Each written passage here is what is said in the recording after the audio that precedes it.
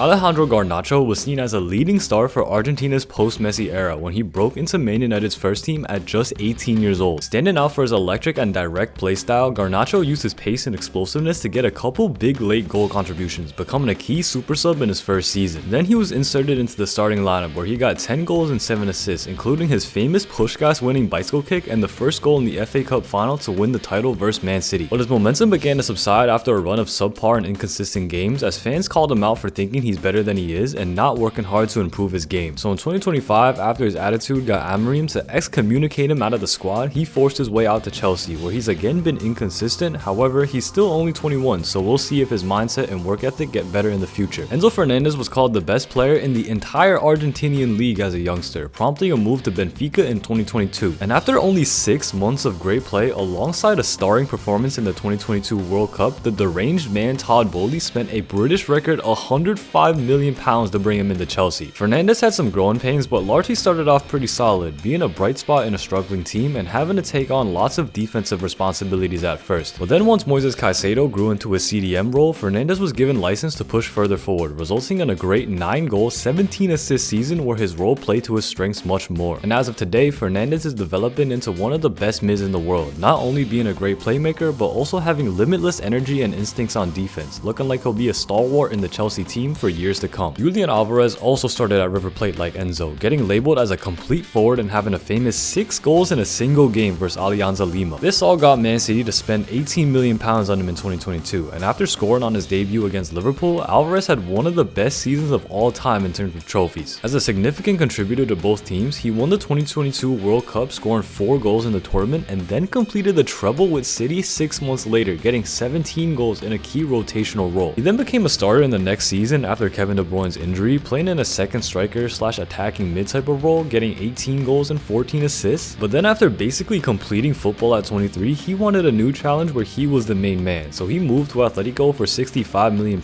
and after an adjustment period has been well worth the fee and is becoming one of the best players in the world. Franco Mastantuono was a 16-year-old dominating grown men in Argentina, being considered a generational talent at River Plate. He actually started off as a tennis player and was top 10 nationally in the youth ranks, but once his footballing talent became apparent, he made the switch and broke through as an infant. Mastantuono got 10 goals and 7 assists before turning 18, including a 30-yard laser free kick against huge rivals Boca Juniors, all of which convinced Real Madrid to spend £40 million to bring him in. And after a very promising start where he got significant minutes early on, it's been pretty clear that he's not quite ready to be a Real Madrid starter yet. But obviously he's only 18 years old, so we'll have to wait and see just how good he becomes. Thiago Almada drew comparisons to Tevez in his youth, mainly because he also came from Tevez's dangerous hometown, but also because he had huge talent alongside that. Almada amassed 24 goals and 10 assists before turning 22 for Vélez Sarsfield, but then because of his legal issues which scared away European teams, Almada moved to Atlanta United in the MLS instead. Being way too talented for the league, Almada destroyed the MLS, getting a total of 26 goals and 24 assists and being one of the best players there. But then at 23 still didn't move to Europe and instead went to Botafogo in Brazil. But the reason for this move is more sinister, as the finesser John Textor owns both Botafogo and Lyon, so after helping Botafogo win the Copa Libertadores and becoming a cult legend, he was loaned to Lyon without having to impact their FFP numbers. And after playing just okay in his first European stint, Atletico signed him for £18 million, where he has been a nice rotational piece in his first season and still has lots of time to grow. Alexis Mac Allister wasn't as hyped in his youth as some of the others on this list, but he possessed extreme intelligence and football IQ that made up for his lack of athleticism and flash. Making his debut at 17 for Argentinos Juniors, Mac Allister soon became a key starter, playing alongside his brothers and helping them gain promotion in 2017. Then Brighton worked their magic and found him in the depths, signing him for £7 million in 2019 and loaning him back to Argentina for a year and a half to continue developing. When he officially landed in England though, Mac Allister instantly showed his ability, turning into a standout player for Brighton and also being a talisman in midfield for Argentina's World Cup win in 2022. And with all that success, he made his big move to Liverpool the season after, where after a bit of a shaky start as a result of having to play out of position, Mac Allister has now developed into one of the best mids in the world. Nico Paz is one of the best recent products of Real Madrid's youth academy, with a rare combo of physical tools and graceful elegance on the ball. He actually started as a defender but has now transitioned to being a cam, making his Real debut at 19 and snatching headlines with a long shot winner versus Napoli, but largely didn't get many minutes besides that. But instead of loaning him out, Real decided to sell him to Como with a €9 million buyback clause, and at Como, Nico Paz has become a future world superstar. He got 6 goals and 9 assists in his first first season there, being the centerpiece of an exciting Como team that finished 10th in its first season after promotion, and this season he has just kept on going up, passing the eye test with flying colors. But Real Madrid has now activated that buyback clause, and I'm afraid he won't get the minutes he needs next season, as they have infinity people playing the exact same position as him. Angel Correa got Sergio Aguero comparisons early on because of his similar size and low center of gravity. His talents got him into San Lorenzo's first team at just 18 years old, where he was actually more of a creative playmaker than pure finisher, getting 12 goals and 18 assists as a teenager for them. He then moved to Atletico for £9 million,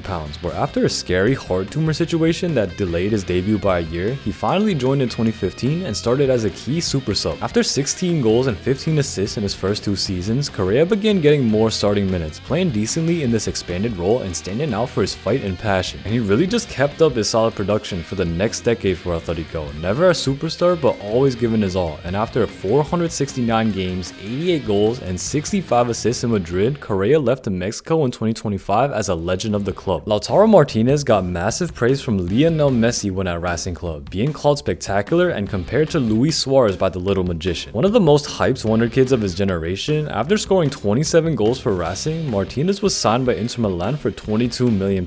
He was initially backup to Mauro Icardi, being gradually developed in Italy, but still got 9 goals in his first season, and his potential to be great was clear. And that potential soon became reality in the next season, as he formed a lethal partnership with Romelu Lukaku and led Inter to the Serie A title in 2021. Then after Lukaku left to join his 8th dream club in 8 years, Martinez grasped the main man role with conviction and has since become one of the best strikers in the world, with consistent 20+ goal seasons and becoming captain in 2023. And now in his prime years, Lautaro has thus far amassed 170 goals for Inter, won numerous individual awards and trophies, and has also been a key part in multiple international titles. And now he's looking to cement himself as one of Inter's greatest ever players in the next few seasons. Giovani Lo Celso was Rosario Central's best prospect since Di Maria, with a beautiful left foot and excellent vision for a pass. He was quickly snapped up by PSG for £8 million in 2016 and was a nice rotational piece for them at 21, but really began to be thought of as a future star after a loan spell at Real Betis. He'd added goal scoring to his game as well now, convincing Spurs to spend £42 million on him, but his time with my favorite team was honestly pretty frustrating. More of a rotation player in his first season, Lo Celso couldn't really stay fit with us, but magically just became fully healthy whenever it was time to play for Argentina. And he never really produced the goals and assists that he promised for us either, but he did put in a shift and work hard whenever he was available, so his time in London wasn't a complete failure. But ultimately he didn't live up to the early expectations and was sold back to Betis in 2024, more so being remembered as a crucial player for Argentina in their multiple tournament titles. Exequiel Palacios was a different type of wonderkid, hailed as Argentina's next great box-to-box glue guy type of player as a youngster. With great creative vision alongside defensive instincts, Palacios was a key member of River Plate's 2018 Copa Libertadores win at just 20 years old. This got him his European move to Bayer Leverkusen, where his first seasons were unfortunately disrupted by numerous injuries, including a pretty bad vertebrae fracture right at the start. But he overcame these to become a solid rotational piece for them, especially after Xabi Alonso arrived, and was a key performer whenever he was fit for Leverkusen's famous invincible season. However, the injury problems never truly stopped, and this season he has played sparingly because of a severe adductor injury, and it looks like he won't reach his full potential sadly due to a glass body. Mauro Icardi was born in Argentina but moved to Italy when he was 9 and actually spent time at La Masia before starting his pro career with Sampdoria. And after scoring 11 goals as a teenager for them, Icardi moved to Inter Milan for £11 million, being called their most exciting young striker since the great Ronaldo Nazario. At Inter, Icardi was an extremely prolific goal scorer, winning multiple top scorer of the season awards and amassing a total of 124 goals for them over 7 seasons, but he's probably remembered more for his controversies and fights at the club. He had his love triangle with his teammate's wife, said he would bring 100 Argentinian criminals to deal with Inter fans who threatened him, constantly complained about lack of service, and his crazy wife Wanda Nara led stalled contract negotiations with Inter in 2019. So as a result, he is more remembered in infamy by Inter and moved to PSG in 2020, where he never rediscovered his scoring form, and while he did play well for Galatasaray afterwards, Icardi will go down as a massive what if because of his hugely negative attitude. Ezequiel Barco was Independiente's best prospect since Aguero, breaking into the first team at just 17 years old. He was a complete winger, capable of playing in tight spaces but also producing wonder goals from distance, but after starring in Argentina, he too moved unconventionally to Atlanta United. But this one was not for off-the-pitch reasons, as Barco sought to get guaranteed game time, and while he did get that in Atlanta, he still experienced some growing pains as an 18-year-old in the MLS. He was inconsistent, dealt with numerous injuries, and also had some disciplinary issues, so in 2022 he moved back to Argentina to River Plate looking to revive his career. And he really did just that, reaffirming his talent to the world, and now after a move to Spartak Moscow, he is currently one of the best players in Russia, with potential to get a big move to the top leagues very soon. The most hyped Argentinian since Messi was Paulo Dybala, nicknamed the Drool, who came through at Palermo after impressing at 17 with Instituto de Cordoba. In his first 2 seasons, Dybala showed flashes, though was still learning the league and developing his talent. But 2014 was his breakout year as he got 13 goals and 10 assists as a 21-year-old. This resulted in a transfer frenzy, which Juventus eventually won, signing him for £36 million